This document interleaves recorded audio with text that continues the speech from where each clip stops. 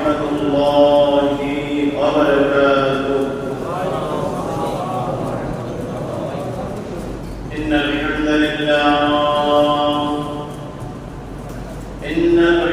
لله نحمده ونستعينه ونستغفره ونؤمن به ونتوكل عليه ونعوذ بالله من شرور أنفسنا ومن سيئات أعمالنا. من يهده الله فلا مضل له ومن يضلله فلا هادي له أي فلن تجد له وليا مرشدا. ونشهد أن لا إله إلا الله وحده لا شريك له وهو الواحد الفرد الصمد لم يلد ولم يولد ولم يكن له كفوا أحد.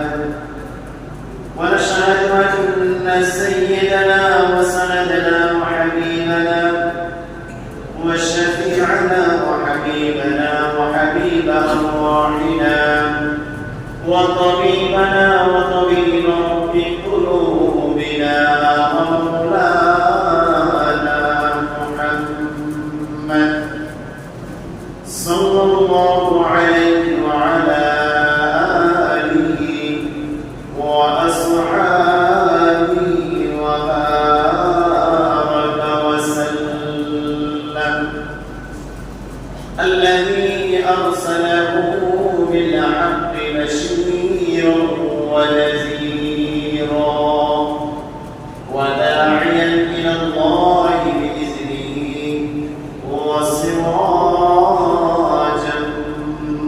منيرا. أما بعد فأعوذ بالله من الشيطان الرجيم. بسم الله الرحمن الرحيم. إن عدة الشهور عند الله 12 شهرا في كتاب الله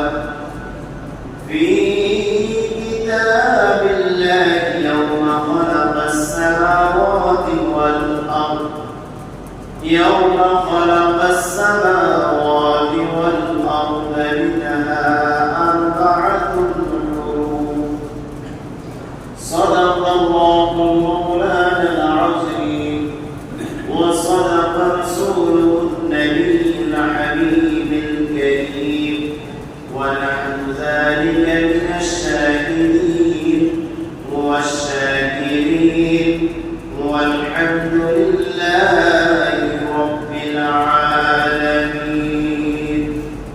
قال رسول الله صلى الله عليه وسلم: السنة 12 شهرا منها 4 حروف 3 متوليات ذو القعد وذو الحجة والمحرم ورجب أو كما قال عليه الصلاة والسلام. وقال تعالى في شان حبيبه مخابرا وآمرا: إن الله وملائكته يصلون على النبي يا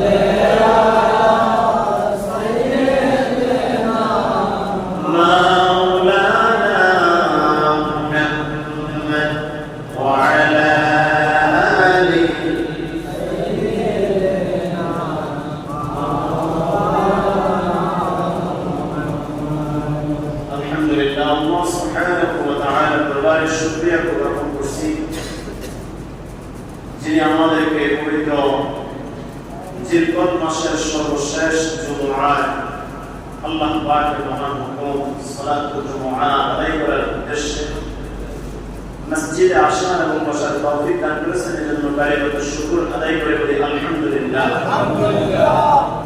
লাখ কোটি দুরূদ সালাম তাশরুসি নবী মুহাম্মদুর রাসূলুল্লাহ সাল্লাল্লাহু আলাইহি ওয়াসাল্লাম। মুআজ্জাজ হাজিরিন, আল্লাহ সুবহানাহু ওয়া তাআলা পবিত্র কুরআনুল কারীমে সূরা তাওবা 36 নম্বর আয়াত আল্লাহ পাক ইরশাদ করেন, ইন্না ইদ্দাতাশ শুহুরি ইনদাল্লাহি 12। আল্লাহ পাক যেদিন আসমান এবং জমিনকে সৃষ্টি করলেন, সৃষ্টি লগ্ন থেকে আল্লাহ পাক এই গোটা পৃথিবীটাকে আল্লাহ পাকের বিধান অনুযায়ী সময়টাকে 12 মাসে নির্ধারণ করেছে। আমাদের জীবনে ঘুরে ফিরে এই 12 মাস আমাদের হায়াত অনুযায়ী বারবার আসে। আল্লাহ পাকের কুরআনুল কারীমের আয়াতের উপর নির্ভর করে এই 12 মাসের কথা যে উল্লেখ করলেন আল্লাহ পাক 12, এটার উপর নির্ভর করে আমরা বাংলা 12 মাস গণনা করি, ইংরেজি 12 মাস গণনা করি। বছরটাকে 12 মাসে আল্লাহ পাক নির্ধারণ করলেন সৃষ্টি লগ্ন থেকে। আল্লাহ পাক বলেন, আমি গোটা সময়টাকে 12 মাসে সাজিয়েছি। এই 12 মাসের মধ্যে এমন 4টি মাস আছে যে 4টি মাস আমি আল্লাহ পাক মর্যাদার দিক থেকে, সম্মানের দিক থেকে অন্যান্য 8 মাসের উপরে এই 4 মাসকে প্রাধান্য দিয়েছি। সুবহানাল্লাহ। আল্লাহ হাবিব নবী মুহাম্মদ রাসূলুল্লাহ সাল্লাল্লাহু আলাইহি ওয়াসাল্লাম এই হাদিস শরীফে ইরশাদ করেন, 12 মাসের মধ্যে আল্লাহ পাক যে 4টি মাসকে সম্মানিত করলেন, এই 4টি মাসের মধ্যে 3টি মাস পরপর ধারাবাহিকভাবে আছে। যে মাসটি দিয়ে আল্লাহ পাক সম্মানিত 4 মাস শুরু করলেন, এর প্রথমটা হলো জিলকাদ। বলেন সুবহানাল্লাহ। জিলকাদ, জিলহজ, মুহররম, আর সর্বশ্রেষ্ঠ হলো রজব। এই 4 মাসের মধ্যে আল্লাহ সুবহানাহু ওয়া তাআলা একটি মাসকে সবচেয়ে বেশি গুরুত্ব দিয়েছেন, সেটি হলো জিলহজ মাস। কোন মাস? আগামী কাল থেকে জিলহজ মাসের গণনা শুরু হবে। আজকে যদি চাঁদ দেখা যায়, আরবি মাস নিয়ম অনুযায়ী 29 যদি চাঁদ দেখা না যায়, 30 চাঁদ দেখা যাবে ইনশাআল্লাহ। তো আজকে আমরা চাঁদ দেখবো, আগামী কাল থেকে জিলহজ মাস শুরু হবে। আল্লাহ সুবহানাহু ওয়া তাআলা 4 মাসকে প্রাধান্য দিলেন। রাসূল আরবিও 4 মাসের নাম উল্লেখ করে দিলেন। এর মধ্যে জিলহজ মাসটাই কেন এত গুরুত্বপূর্ণ, এত ফজিলতপূর্ণ, আজকে আমরা প্রথমে এই বিষয়টা নিয়ে কিছু শোনার চেষ্টা করব এবং আমরা আমলের নিয়তে শুনবো ইনশাআল্লাহ। প্রথমত আল্লাহ পাক জিলহজ মাসকে কেন এতটা প্রাধান্য দিলেন, এতটা সম্মানিত করলেন? জবাব হলো, ইসলামিক শরীয়তের অন্যতম একটা রকম হলো হজ। সামর্থ্যবানদের উপর হজ, এটা ইসলামের অন্যতম একটি রকম। এর মানে হলো সামর্থ্যবানদের উপর হজ করা ফরজ। হজের মধ্যে এমন একটি বিধান আল্লাহ পাক জিলহজ মাসের মধ্যে রেখে দিলেন, তারই সাথে সাথে সামর্থ্যবানদের উপর কোরবানির মতো এত বৃহৎ, এত গুরুত্বপূর্ণ, এত ফজিলতপূর্ণ একটি বিধান আল্লাহ পাক এই জিলহজ মাসে রেখে দিলেন। বলেন সুবহানাল্লাহ। তাহলে কয়টি বিধান হলো? একটি হলো হজ, আরেকটি হলো কুরবানি। আল্লাহ সুবহানাহু ওয়া তাআলা জিলহজ মাসে বান্দাদের জন্য কি ঈদকে ঘোষণা করলেন? বান্দাদের জন্য কোরবানি করো কেমনে করো হজ ফরজ যাদের হয়েছে হজ করবে ফরজ যাদের হয়নি হজ ফরজ না হলে করবে না যদি হজ ফরজ না হওয়ার পর কেউ হজ করে আল্লাহ পাক তাকে সওয়াব দান করবেন আল্লাহ পাকের জাতির জন্য তার বান্দাদের জন্য জিলহজ মাসে ঈদের ব্যবস্থা রাখলেন ঈদের নামাজের ব্যবস্থা রাখলেন আল্লাহ সুবহানাহু ওয়া তাআলা সারা বিশ্বের মুসলমানদের মধ্যে ভ্রাতৃত্ব বজায় রাখার জন্য যে হজের ব্যবস্থা করলেন ইয়াউমুল আরাফার দিন সারা বিশ্বের মুসলমান একই ময়দানে হাজির হয়ে যায় সারা বিশ্বের মুসলমানগুলো এক আযানে দুই ইকামতে একসাথে দুই ওয়াক্তের নামাজ আদায় করবে এই নামাজের মাধ্যমে প্রমাণ করে দেয় আমাদের রব এক আল্লাহ আমরা এক রবের হুকুম মানি সমস্ত মুসলমানগুলো তাদের জবান থেকে একটাই বাক্য বের হয় লাব্বাইক আল্লাহুম্মা লাব্বাইক প্রভুর দরবারে হাজিরি দেওয়ার জন্য মুসলমানরা এই জিলহজ মাসের 9 তারিখে ইয়াউমুল আরাফার দিন আরাফার ময়দানে উপস্থিত হয়ে যায় মসজিদে আমিরা থেকে হজের খুতবা প্রদান করা হয় আর এই হজের খুতবার মাধ্যমে সারা বিশ্বের মুসলমানদেরকে জানিয়ে দেওয়া হয় আমরা এক রবের ইবাদত করি আমরা এক রবের নিকট সাহায্য চাই আমরা এক নবীর উম্মত আল্লাহ সুবহানাহু ওয়া তাআলা সারা বিশ্বের মুসলমানগুলোকে একত্রিত করেন যে মাসে সেই মাসে হলো জিলহজ মাস এজন্য জিলহজ মাসের এতটা গুরুত্ব মুসলমানের জন্য জিলহজ মাসটা এতটা দামি আল্লাহর হাবিব নবীজি মুহাম্মদুর রাসূলুল্লাহ সাল্লাল্লাহু আলাইহি ওয়াসাল্লাম হাদিস শরীফে ইরশাদ করেন কেউ যদি ইয়াউমুল আরাফার দিন রোজা পালন করে রোজা রাখে ইয়াউমুল আরাফা জিলহজ মাসের 9 তারিখ জিলহজ মাসের 9 তারিখ যদি কেউ রোজা পালন করে কেউ যদি রোজা থাকে আল্লাহ পাক এই একটি রোজার বিনিময়ে তার পূর্বে এবং পরবর্তী বছরের সমস্ত সগীরা গুনাহগুলো মাফ করে দেয় প্রণাম দুই বছর আগের এক বছর পরের বছর একটা রোজা এত ক্ষমতা এত পাওয়া যিনি দান করলেন তিনি কে আল্লাহ শুধু তাই নয় জিলহজ মাসের প্রথম 10 রজনী এতটা গুরুত্বপূর্ণ এক এক রজনী যারা এক একটা লাইলাতুল কদর বলে সুবহানাল্লাহ লাইলাতুল কদর বান্দা কি ইবাদতের মধ্যে কাটিয়ে দিলে আমরা কোরআন এবং হাদিসের দিকে তাকাই অনেকগুলো আমল দেখতে পাই সর্বপ্রথম আল্লাহ সুবহানাহু ওয়া তাআলা এই রজনীকে কিভাবে মূল্যায়ন করলেন সূরা তাওবা থেকে শুনলেন মাঝে মধ্যে আমরা সূরাতুল ফজর শুনি না মাঝে মধ্যে দেখবেন ফজরের নামাজ আমি সূরাতুল ফজর তেলাওয়াত করি আল্লাহ পাক সূরাতুল ফজর শুরু করলেন ওয়াল ফাজর আল্লাহ পাক বলেন কসম খেয়ে বলেন ফজরের কসম কে আল্লাহ পাক বলেন ওয়ালায়ালিন আশর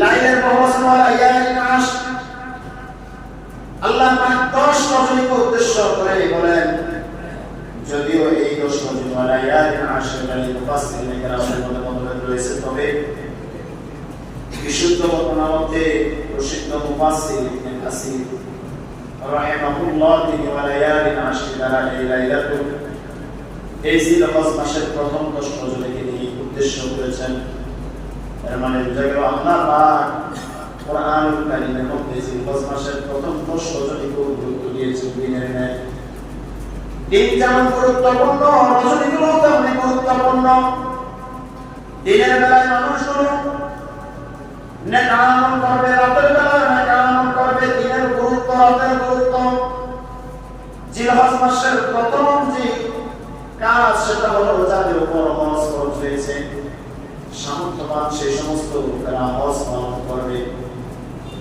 এখন হজ কাদের উপর ফরজ গত 2 সপ্তাহ বলেছিলাম যদি কোনো ঋণ থাকে ঋণ পরিশোধ করার পর কোন ব্যক্তির নিকট তার পরিবারের ভরণ পোষণ 45 দিনের ভরণ পোষণ দেওয়ার মতো সম্পদ যদি তার নিকট থাকে জমা থাকে এবং এই ভরণ পোষণের পরে যদি কারো নিকট 7 অথবা 8 লক্ষ টাকা মজুদ থাকে তার উপরে হজ খরচ ঋণ পরিশোধ করার পর এবার বললেন আমার তো ঋণে নাই কোনো সমস্যা নাই আপনার নিকট যদি পরিবারের ভরণ পোষণ 45 দিন দেওয়ার পর অতিরিক্ত 7 থেকে 8 লক্ষ টাকা থাকে তাহলে হজ খরচ আল্লাহ সুবহানাহু ওয়া তাআলা হজকে ফরজ করলেন আল্লাহর হাবিব বলেন সামর্থ্যবান যে ব্যক্তি সে যদি হজ না পালন করে হজ করে না দেখবেন আমাদের মতো বুঝতে পাবেন বলে না হজ আমি করবো না আমি দান খয়রাত করব হজ আমি করব না আমি উমরা করব হাজার উমরা লাখ উমরা কি একটা ফরজ হজের সমান হবে নাকি হাজার দান সদকা কোটি কোটি দান সদকা এগুলো হলো মুস্তানফল ইবাদত দান সদকা করা নফল ইবাদত কোটি কোটি টাকা যদি দান সদকা করেন ফরজ হজ আদায়ের সওয়াব হবে না অনেকে বলে না হজ করতে পারবো না আপনার জন্য কোনো অবস্থায় চান নাই আপনার যদি সামর্থ্য না থাকে তাহলে আপনি যদি হজ করাইতে হবে হজ খরচ আপনি যদি শারীরিকভাবে অক্ষম হয়ে যান যদি বিষয়টা এমন হয় হজ খরচ হয়েছিল হজ করি নাই কিন্তু এখন শারীরিকভাবে আমার এমন অবস্থা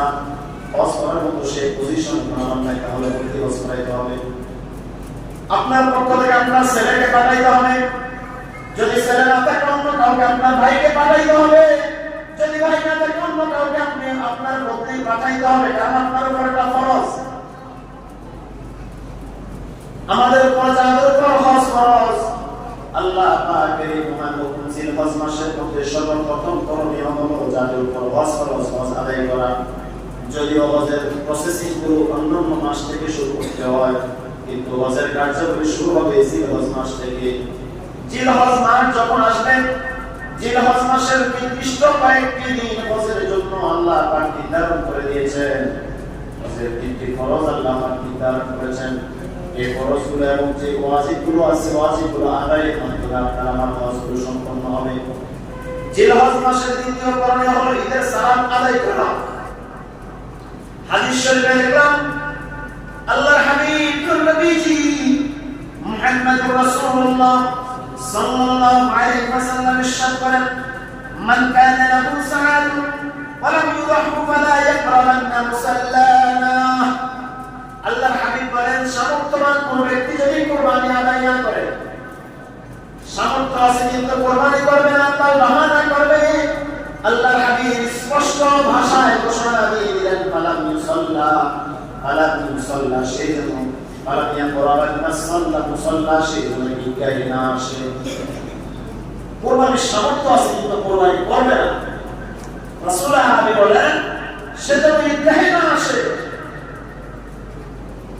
এজন্য জিলহজ মাসের আমাদের দ্বিতীয় করণীয় হলো জিলহজ মাস যখনই আসবে আমরা কুরবানি করব কুরবানি করাটা আল্লাহ পাক আমাদের উপর ফরজ করে দিয়েছেন সামর্থ্যবানদের উপর কুরবানি করাটা ওয়াজিব আল্লাহ পাক সূরা কাউসারের মধ্যে বলেন ফাসাল্লি লিরাব্বিকা ওয়ানহার এ নবী আপনি আপনার রবের নামে কুরবানি করুন আমরা কুরবানি কার নামে করি নাকি আমার নামে আমরা যখন কুরবানি করব মাসালাটা খেয়াল রাখবেন কুরবানি হবে আমাদের পক্ষ থেকে আব্দুর রহমানের পক্ষ থেকে আব্দুর রহিমের পক্ষ থেকে আব্দুল করিমের পক্ষ থেকে আমাদের পক্ষ থেকে কুরবানি কিন্তু নাম হবে আল্লাহর নামে কার নামে আল্লাহর নামে কুরবানি এজন্য আল্লাহ পাক বলে দিলেন ফাসাল্লি লিরাব্বিকা ওয়ানহার নবী আপনি আপনার রবের নামে কুরবানি করুন তিন নাম্বার করণীয় জিলহজ মাসের যখন জিলহজ মাস আমাদের নিকট চলে আসবে আল্লাহ পাক আমাদের জন্য ঈদের নামাজ আদায় করার ঘোষণা ঈদের নামাজ আদায় করার হুকুম করলেন আমরা ঈদের নামাজ আদায় করব আমাদের তো দুর্ভাগ্য অনেকে করতে ঈদের নামাজের জামাত শেষ ঘুম থেকে উঠতে উঠতে ঈদের নামাজে জামাত শেষ, তো ফজর নামাজ কোন সময় পড়ছে আল্লাহর বান্দা। তো যাই হোক, কিছু মুসল্লি তো মসজিদে দুইবার ঈদের নামাজ আদায় করার জন্য, কিছু মুসল্লি শুধু জুমার দিন জুমার নামাজ আদায় করতে আসে। এখানে হয়তো আল্লাহ না করুক এমন হইতে পারে আপনারা যারা এখানে বসে আছেন, একজন করে খোঁজ করলে দেখবেন কত জুমার মসজিদে আসছে আর আজকে আসছে। এটা অবাস্তব কোনো কথা নয়, কারণ মসজিদের যারা ইমাম এবং মুয়াজ্জিন থাকে তারা জানে মসজিদের মুসল্লি কে কে আসে। সে আবার দেখলে মনে করে হায় হায় কত জুমায় দেখছি, আজকের জুমায় আবার দেখছি, আর মাঝখানে দেখি নাই। তবে এমনটাও হতে পারে হয়তো এই মসজিদে পড়ে নেই, অন্য মসজিদে পড়ছে, এমনও হতে। কিন্তু যদি কপাল করা হয় সপ্তাহে একবার জুমার নামাজে হাজিরি দেয়, আবার কিছু কপাল করা শুধু জুমার দিন না, বর্ষে 2 ঈদের দিন হাজিরা দেওয়ার জন্য ঈদগাহে আসে। আজকে একটু পরে কোরবানির মাসালা আলোচনা করব, তারপর বলবে যে আলোচনা আসছে বলে যে কোরবানি দেওয়ার জন্য যদি কেউ শরীকে কোরবানি দেন, কোনো বেনামাজের সাথে কোরবানি দিলে আপনার নিজের কোরবানিটাও হবে না। বুঝছেন? কোন বেনামাজের সাথে যদি শরীকে কোরবানি দেন আপনার নিজের কোরবানি হবে না। এজন্য শরীকে কোরবানি না দিয়ে চেষ্টা করবেন নিজের একটা ছাগল দিয়ে কোরবানি দেওয়ার জন্য। সম্মানিত হাজিরিন, জিলহজ মাসের 4র্থ করণীয় হলো জিকির করা। সকাল সন্ধ্যায় উঠতে বসতে শুইতে ঘুমাইতে যখনই সময় পাবেন জিকির করবেন। জিকিরের মধ্যে যদি কেউ একবার মজা পেয়ে যান, একবার যদি জিকিরের স্বাদ কেউ পেয়ে যান, আপনি দেখবেন যত কিছু হোক জিকির থেকে আপনি মাহরুম হবেন না। জিকির আপনি চাইবেন না আমরা কার জিকির করি? আমাদের সম্মুখে যে শব্দটা উচ্চারণ হয় কার নাম? আমরা যখন জিকির বসে যাই আল্লাহ আল্লাহ আল্লাহ আল্লাহ আল্লাহ আল্লাহ আল্লাহ আল্লাহ আল্লাহ আল্লাহ আল্লাহ আল্লাহ আল্লাহ আল্লাহ নামের জিকির আমরা যখন করি, যদি কেউ মুখ থেকে জিকিরের স্বাদ পাওয়ার আশায়, যদি কেউ তার রবকে খুশি করার উদ্দেশ্যে একবার আল্লাহ বলে ডাক দেয়, আল্লাহ বলে বান্দা আমাকে ডাক দেওয়ার আগে আমি আমার বান্দাকে ডাক দিয়ে দেই, বলি সুবহানাল্লাহ। জিকিরের মজা এত মজা, এজন্য সব সময় চেষ্টা করবেন কমপক্ষে সকাল সন্ধ্যায় রবের জিকির করার জন্য। যখনই সময় পাবেন জিকির করবেন, কিন্তু জিলহজ মাস যখন চলে আসবে জিকিরের পরিমাণ আপনি বাড়াইয়া দিবেন। জিলহজ মাসে যেহেতু ফজিলত বেশি, গুরুত্ব বেশি, এজন্য সব কিছুতে আপনার গুরুত্ব বেশি থাকবে। এরপরে ৫ম নাম্বার ইবাদত, জিলহজ মাস যখন আসবে বেশি বেশি করে তাকবীর পাঠ করবেন। তাকবীরের একটা নির্দিষ্ট নিয়ম আমাদের আছে। আমরা 9 জিলহজ থেকে 13 জিলহজের 9 জিলহজের ফজরের নামাজ থেকে 13 জিলহজের আসর পর্যন্ত তাকবীর পড়ব। প্রত্যেক ফরজ নামাজের পরে তাকবীর আমরা পড়ব। কিন্তু তাছাড়াও যখন জিলহজ মাস চলে আসবে, যখনই আপনার সুযোগ হবে আল্লাহু আকবার বলে তাকবীর দিবেন, আল্লাহু আকবার তাকবীর দিবেন। তাকবীরটা সবাই বলেন। আমরা যে নামাজের পর তাকবীর দেই, ভালো তো? আল্লাহু আকবার আল্লাহু আকবার লা ইলাহা ইল্লাল্লাহ আল্লাহু আকবার ওয়া লিল্লাহিল হামদ। আল্লাহু আকবার লা ইলাহা ইল্লাল্লাহ আল্লাহু আকবার ওয়া লিল্লাহিল হামদ। এই তাকবীরটা দিলে কি সওয়াব আছে না নাই? আছে। এই তাকবীরটাতে কার নাম উচ্চারণ হয়? আল্লাহ। আল্লাহু আকবার, আল্লাহ মহান। যখনই আপনার জবান থেকে শব্দটা বের হবে আল্লাহু আকবার, আল্লাহ পাক ফেরেশতাদেরকে বলে, এই ফেরেশতারা দেখো তো আমার বান্দা কি বলে। আল্লাহ কি দেখে না? আল্লাহ কি শোনে না আমরা কি বলি? ফেরেশতাদেরকে আবার কেন বলবে? ওই যে সেদিন ফেরেশতারা বলেছিল, রব আপনি আবার কি প্রয়োজন বান্দা সৃষ্টি করার? আমরাই তো আপনার হাম, আমরাই তো আপনার প্রশংসা করি, আমরাই তো আপনার গুণকীর্তন করি। বান্দা সৃষ্টির কি প্রয়োজন? তারা তো দুনিয়াতে আবার মারামারি করবে, কাটাকাটি করবে। আল্লাহ তখন বলে দিয়েছিলেন, ও ফেরেশতারা আমি আল্লাহ যা জানি তোমরা তা জানো। এজন্য ফেরেশতাদেরকে আল্লাহ সাক্ষী রেখে বলে, আল্লাহ সাক্ষী রাখার জন্য ফেরেশতাদেরকে বলে, ফেরেশতারা দেখো আমার বান্দা কি বলে। তখন ফেরেশতারা বলে, রব আপনার বান্দা আব্দুর রহিম, সে বলে আল্লাহু আকবার। আল্লাহ বলে, মানে কি বলে, আপনি মহান, আপনি বড়, আপনি মহান। বলে, আমি বলেছিলাম না আমার বান্দা আমার কোন কীর্তন করবে, আমার বান্দা আমার প্রশংসা করবে, আমার বড়ত্ব পেশ করবে। সাক্ষী থেকে যাও, আমার যে বান্দা আমি আল্লাহকে মহান বলে স্বীকৃতি দেয়, আমার বড়ত্ব প্রকাশ করে, কিয়ামতের ময়দানে আমি রব্বুল আলামিন আমার বান্দাকে জান্নাতে দিয়ে দিব। তাহলে জিকির করলে লাভ না লস, তাকবীর দিলে লাভ না লস। তাকবীর শুধুমাত্র 9 তারিখ ফজর থেকে 13 তারিখ আসর পর্যন্ত যেন সীমাবদ্ধ না, যে কোনো সময় যতই সুযোগ পাবে আল্লাহু আকবার, আল্লাহু আকবার। এজন্য তাকবীরগুলো বেশি বেশি দেওয়ার চেষ্টা করবেন। আর এই জিলহজ মাস যখনই আসবে, সৌদি আরবের চাঁদের হিসাব অনুযায়ী আজকে থেকে জিলহজ মাস, আনাসে কানাসে মক্কাতুল মুকাররমার চত্বরগুলোতে লাব্বাইক আল্লাহুম্মা লাব্বাইক ধ্বনিতে মুখরিত হবে। আল্লাহু আকবার, আল্লাহু আকবার এই তাকবীরে মুখরিত হবে। হাজী সাহেবরা যখন লাব্বাইক বলে, লাব্বাইক আল্লাহুম্মা লাব্বাইক, রব আমরা আপনার দরবারে হাজির, আমরা আপনার দরবারে উপস্থিত, আমি আমাকে সঁপে দিলাম আপনার দরবারে, আপনার কুদরতের সামনে আমি আমাকে পেশ করে দিলাম। লাব্বাইক আল্লাহুম্মা লাব্বাইক, এই শব্দটা যখন জবান থেকে বের হয়ে যায়, মন থেকে যখন বান্দা তার প্রভুর সামনে দাঁড়িয়ে যায় আর নিজেকে যখন পেশ করে তার রবের সামনে, রব যদি তার এই ডাকটাতে খুশি হয়ে যায়, তার হজ কবুল। বান্দারা ওখানে লাব্বাইক বলে তার নিজেকে রবের সামনে সঁপিয়ে দেবে। আমাদের যাদের কপালে এখনো হজ করার সামর্থ্য পাইনি বা এখনো যারা করতে পারি নাই, আমরাও চেষ্টা করব আমাদেরকে আমাদের রবের দরবারে সঁপে দেওয়ার জন্য। আমরা মক্কাতুল মুকাররমায় হয়তো যেতে পারি নাই, সামর্থ্য হয় নাই, তো তাই বলে কি আমরা তাকবীর থেকে পিছিয়ে থাকবো? রবের দরবারে রবের সামনে নিজেকে পেশ করা থেকে আমরা পিছিয়ে থাকবো? না, এটা হতে পারে না। আমার রব যেরকম মক্কাতুল মুকাররমায় যিনি লাব্বাইক বলে, মক্কাতুল মুকাররমায় যিনি আল্লাহু আকবার ধ্বনি দিবে, ওনাকে তিনি যেমন দেখেন, আমি এই মসজিদে বসে, আমি আমার বাসায় বসে, আমি রাস্তায় দাঁড়িয়ে যদি লাব্বাইক আল্লাহুম্মা লাব্বাইক বলি, আল্লাহু আকবার আমি যদি এই তাকবীর দেই, আমার রব ঠিক আমাকেও এমনি ভাবে দেখে। এজন্য সর্বাবস্থায় আমরা নিজেকে আমার রবের নিকট পেশ করব।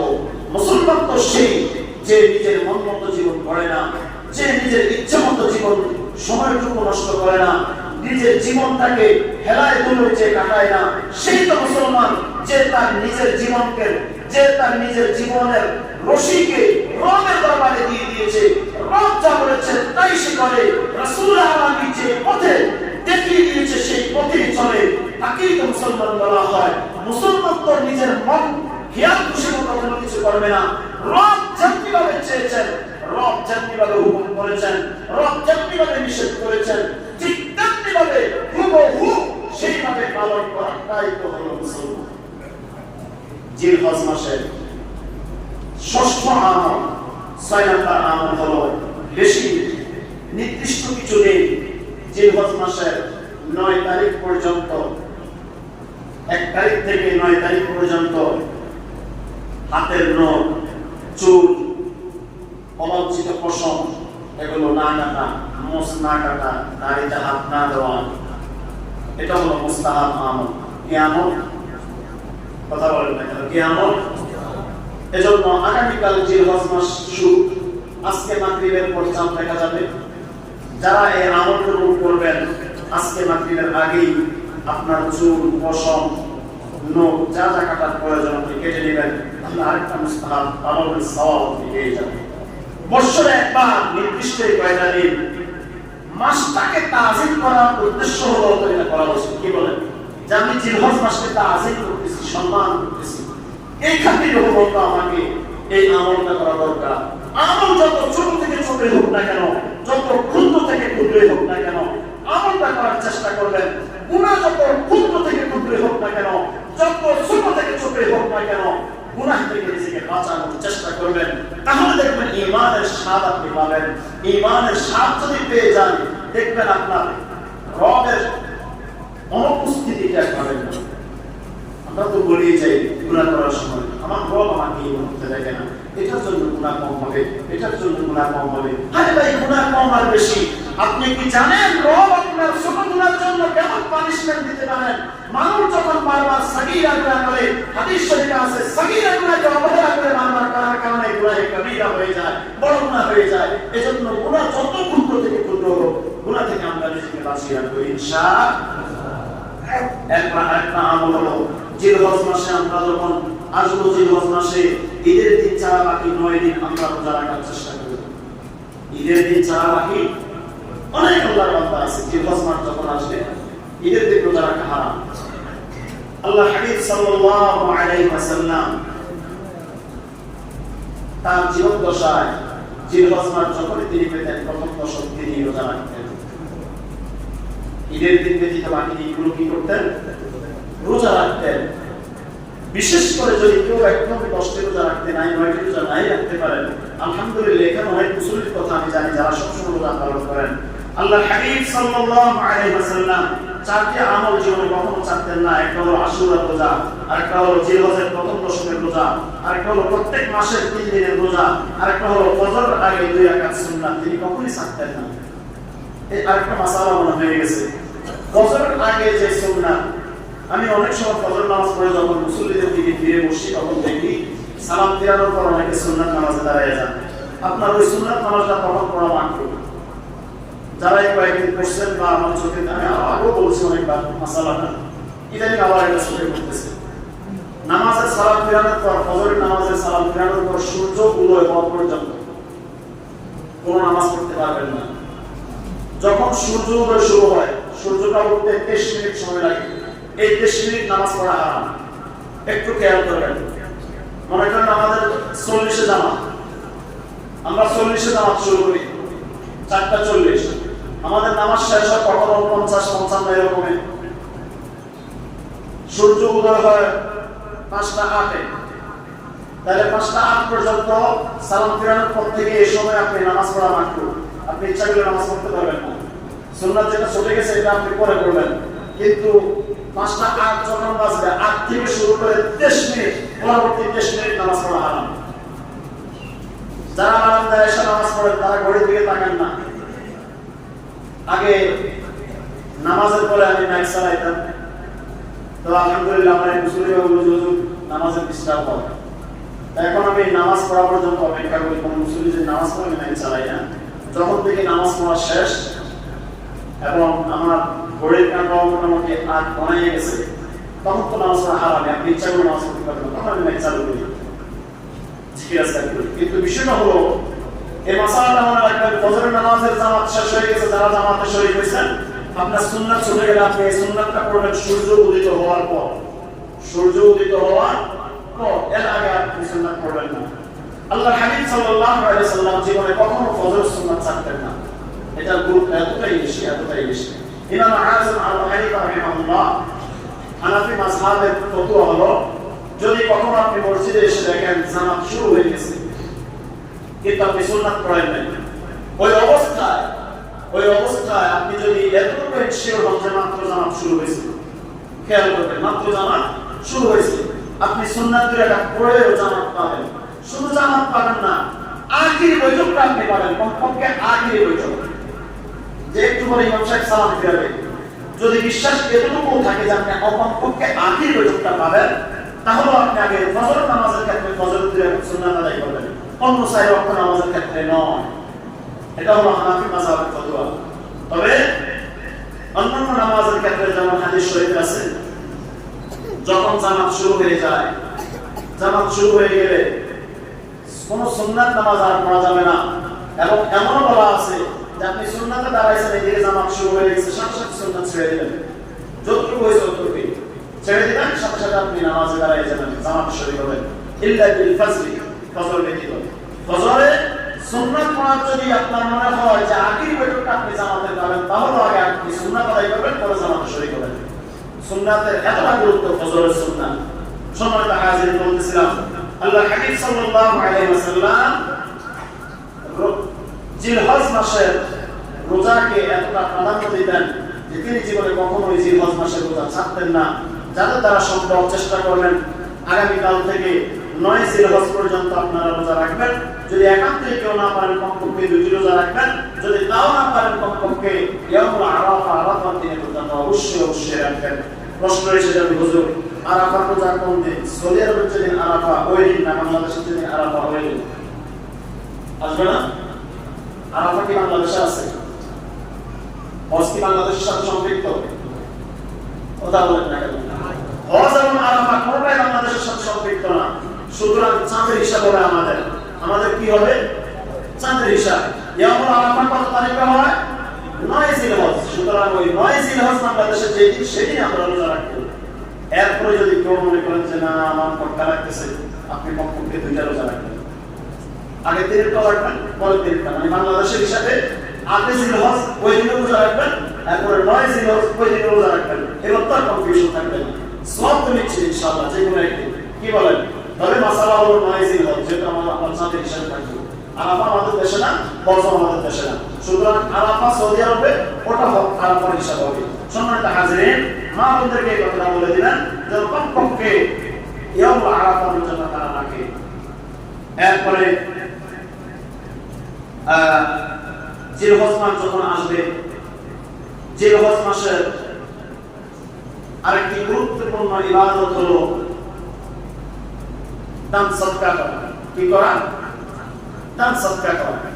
আপনাদের যাদের সম্ভব বেশি বেশি দান সদকা করবেন। দান সদকার কারণে আল্লাহ পাক তারাদ্দু ইলাল বালা, as-সাদকাতু তারাদ্দু মিনাল বালা, বালা মুসিবত থেকে আল্লাহ পাক দান সদকার কারণে বান্দাকে হেফাজত করে। দেখবেন অনেক বড় দুর্ঘটনা হওয়ার সম্ভাবনা ছিল, আপনি বেঁচে গেছেন। কিভাবে বাঁচলেন?